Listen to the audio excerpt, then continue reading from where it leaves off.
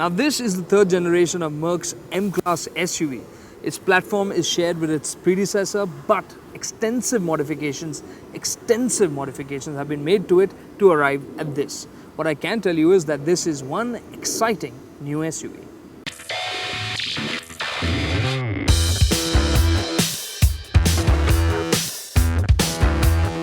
Now the M-Class certainly looks a lot more exciting and aggressive.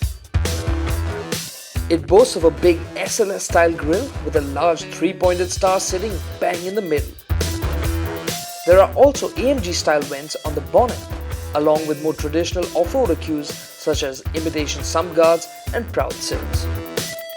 There are interesting details like rubber beads around the headlights and tight gaps which help to reduce drag and make the M-Class a lot more aerodynamically efficient.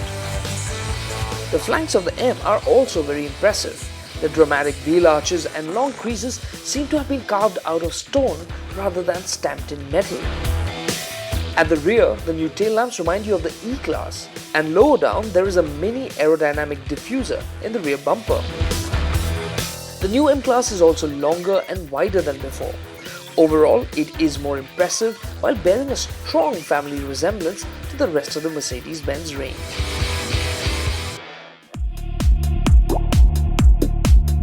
On the inside, you get the feeling that the M-Class wears luxury on its sleeve. The leather and wood trim dashboard is exquisitely finished. The dials look elegant.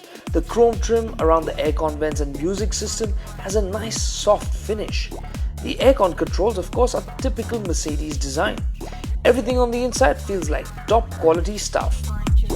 You also get the goodies you expect from a car of this class, like dual zone climate control, heated and cooled seats, reversing camera, and a sunroof. The optional seats on the test car were fabulous to look at and just as comfortable to sit on. Space was generous too. At the rear, there was more than enough headroom and kneeroom even for taller passengers. There was also enough shoulder room to seat 3 people in comfort, although the center seat isn't shaped all that well. At the back, there is no third row of seats.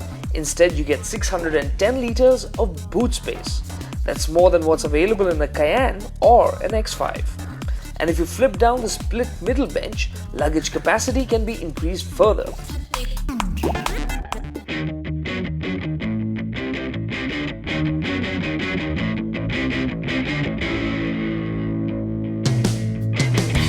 Every aspect of the M-Class has been reworked, and even the 3-litre V6 diesel motor is now more potent than before.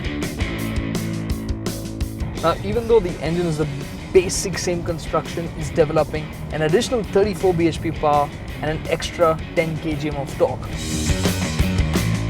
Which means you now have 258 bhp of power and 63.2 kilograms of torque.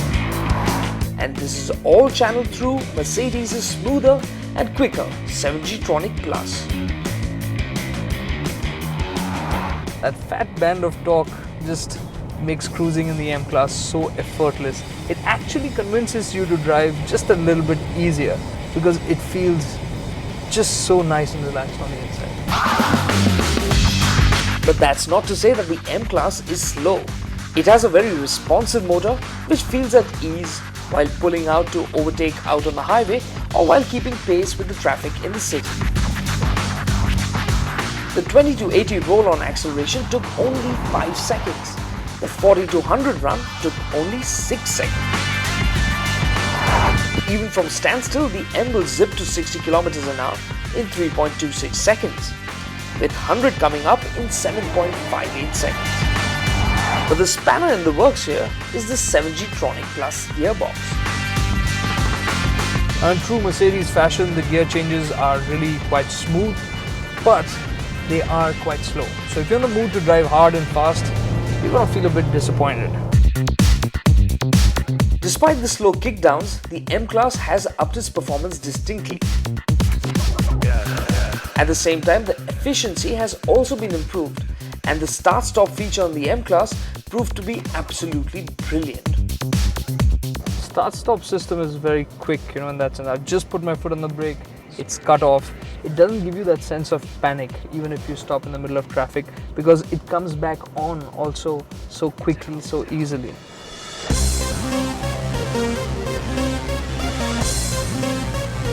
The start-stop system had a brilliant, efficient and German feel to it. The same touch has also been applied to the monocoque. Mercedes claims to have added stiffness while reducing weight, and that should improve dynamics and ride comfort. The M-Class we drove came equipped with air suspension, which could be set for two needs: sport or comfort. We decided to put this Merc's dynamic side to the test.